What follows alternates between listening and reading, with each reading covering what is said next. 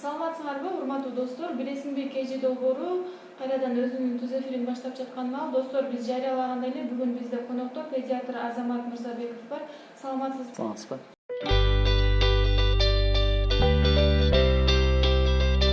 Моюнун кызарган себептери көп кичинекей балдардыкы. Анткени кичинекей балдардыкы организм өзү өзгөчө болот да. Бизде мисалы үчүн кичинекей балдар бизде дейилбайт. Сальный потовый железо деген нерсе бар.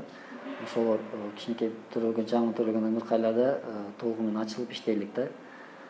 Анан ошол үчүн андай кызматтын себептери бири деген бул гигиенаны сактап алганда болот, эң негизгисичи.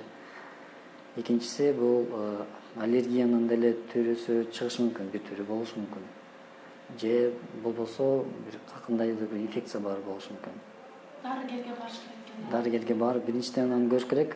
Бизде баягы ар нерсе кылып сыйып калыптыр да. Өз алдынча эч качан кылбаш керек. Анткени өз алдынча кылганда кээ бир убакта болот. Өз алдынча кылганда ошол жүрүп жүргөн оору бир аз ылдыйлап калышы мүмкүн. Признакелерчи, симптомдору. Бирок кайтадан күчөп кетиши мүмкүн. Ошондуктан убакытты коротпой, өзүнчө өз алдынча дарылабай эле эң биринчиден баягы специалистке барып консультация алган оңой болот го деп ойлойм да.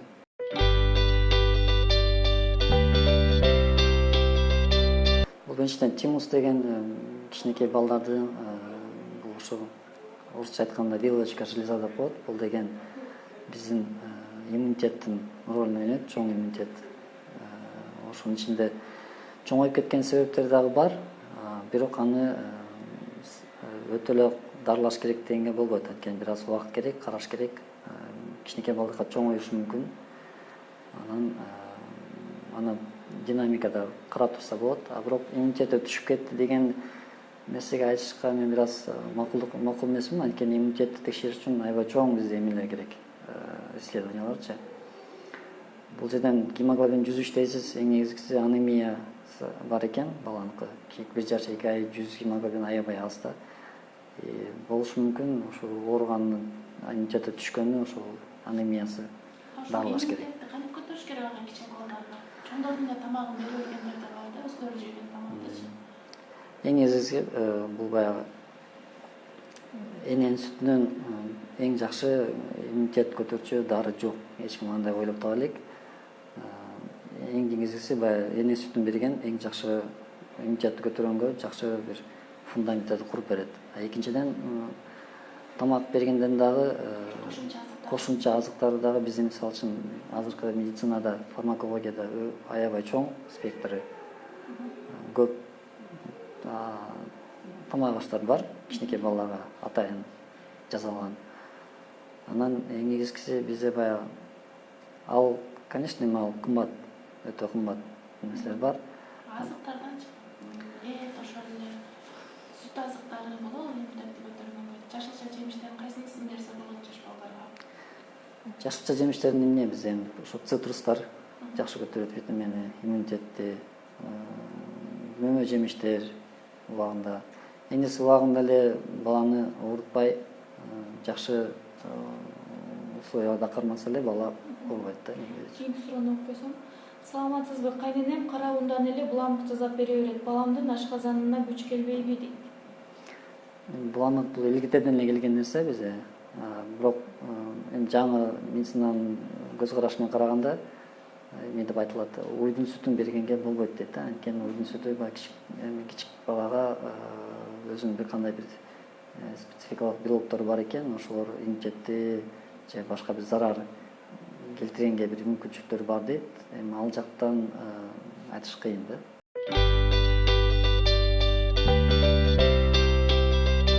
Кичинекей балдардын көргөн себептери көп. Эң биринчи жаман нерседен баштасак, оорураак нерседен. Бул эмеден болушу мүмкүн, жүрөк оорудан болушу мүмкүн.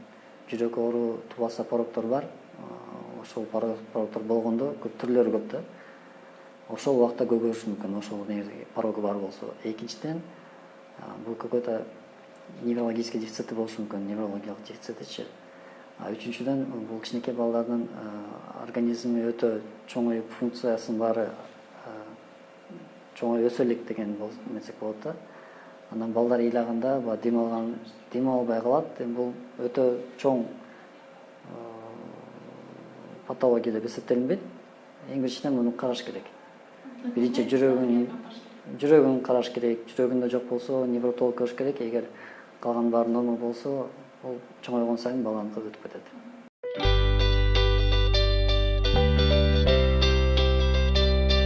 Бул жерден албетте кичинекей бала чоң атамга караганда көбүрөөк укташ керек эң негизгисичи. Эгер бала уктабай атса, мунун көп эмелери бар, оорулар бар. Оору деп айтпайбыз, эгер бир кандай бир өзгөчөлөр бар. Негизги неврология жактан болот да.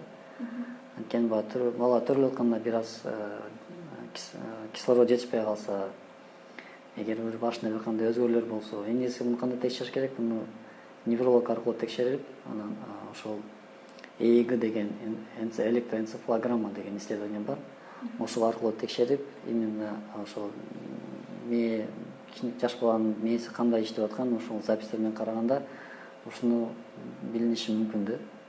Анан бул уйкусун оңдойм деп ташбаканын жумурткасын, глицин берип аткан. Ташбаканын жумурткасын билбейт экен, бирок глицин жардам бербейт.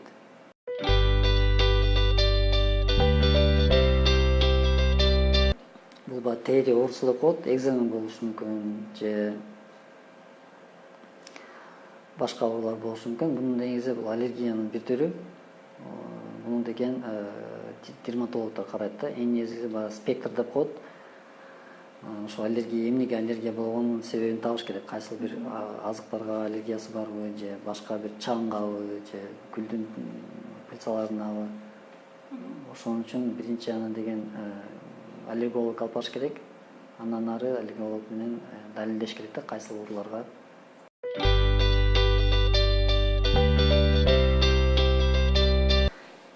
Ич каткан деле себептери көп. Эң негизги себеп бул баягы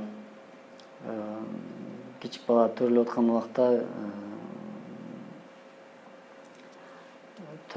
убакта пуповина деп коет. Ошол мындай мойнуна кысылып калганда бир аз гипоксия деп коет. Кислород жетишпей калгандыктан болушу мүмкүн. Экинчисинен аны деле гастроэнтерологдор карайт. Гастроэнтерологдун бирге караганда бул функциональный нарушение болушу мүмкүн, же тамак аш жегенинен болушу мүмкүн.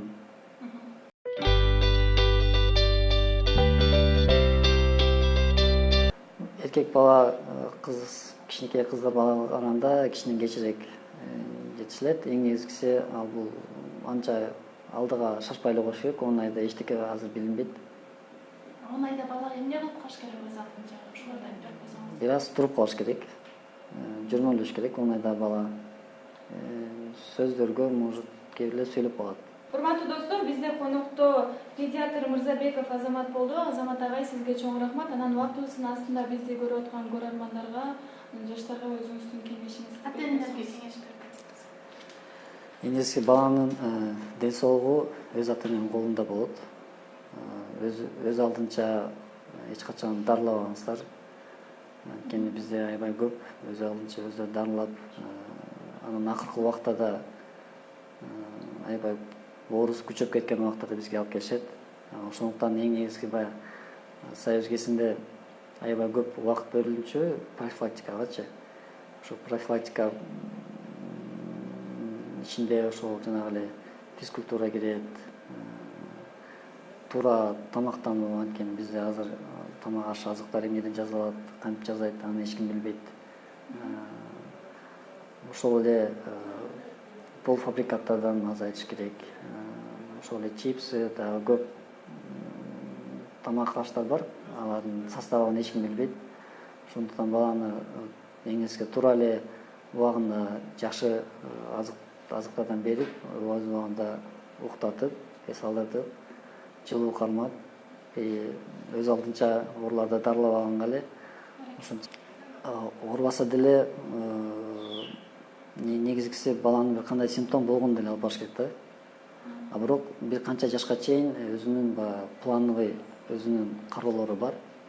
Мисалы үчүн 3 айда бир, 6 айда бир, же 1 жылда бир профосмотр деп коет. Ошолорду өттүрүш керек. Азамат агай, сизге чоң рахмат.